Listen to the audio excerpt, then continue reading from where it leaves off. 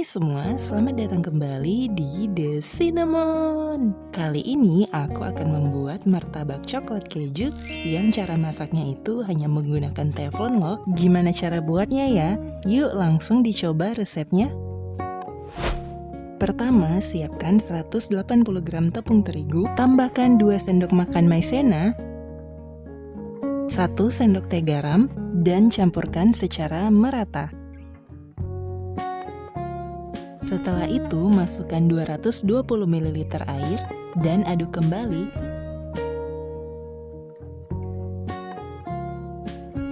Hingga membentuk tekstur adonan yang kental seperti ini.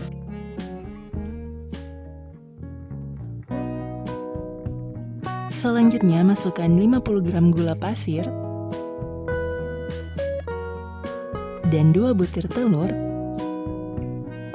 Lalu aduk kembali semuanya hingga tercampur merata.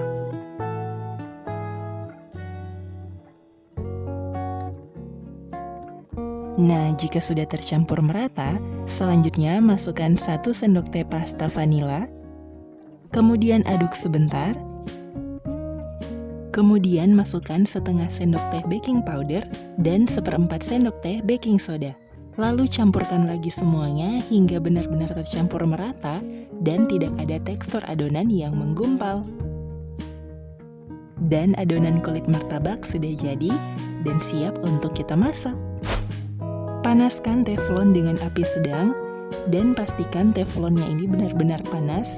Tuangkan setengah adonannya terlebih dahulu. Sambil diratakan ke samping-samping seperti ini, agar nanti ada tekstur kulit di bagian pinggirnya yang renyah itu loh. Nah, jika sudah muncul gelembung-gelembung seperti ini, selanjutnya masukkan gula pasir sedikit demi sedikit, fungsinya untuk memecahkan gelembung-gelembungnya. Jika sudah, tutup teflonnya, kemudian kecilkan api kompornya. Jika sudah matang, matikan api kompor, dan ini bisa dilihat sendiri ya kalau hasilnya itu martabaknya bersarang. Oke, selanjutnya kita akan hias dengan topping, dan untuk toppingnya tinggal selera dari masing-masing ya. Di sini aku potong terlebih dahulu martabaknya menjadi 2 bagian agar nanti gampang untuk dilipat. Lalu olesi margarin di kedua sisi.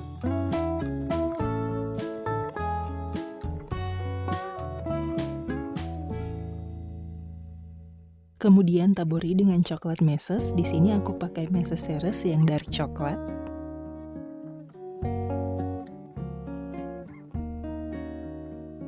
Tuangkan susu kental manis.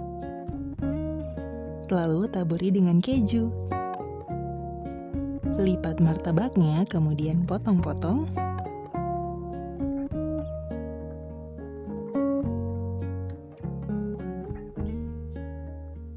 Dan martabak teflon coklat kejunya siap untuk disajikan. Martabak ini beneran super lembut, bersarang, dan hasil kulit luarnya itu matang secara merata.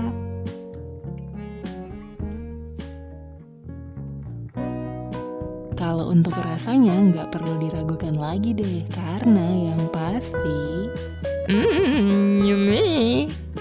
Oke, itu dia cara membuatnya. Terima kasih banyak sudah menonton. Jangan lupa dicoba ya resepnya. Dan sampai ketemu di video selanjutnya.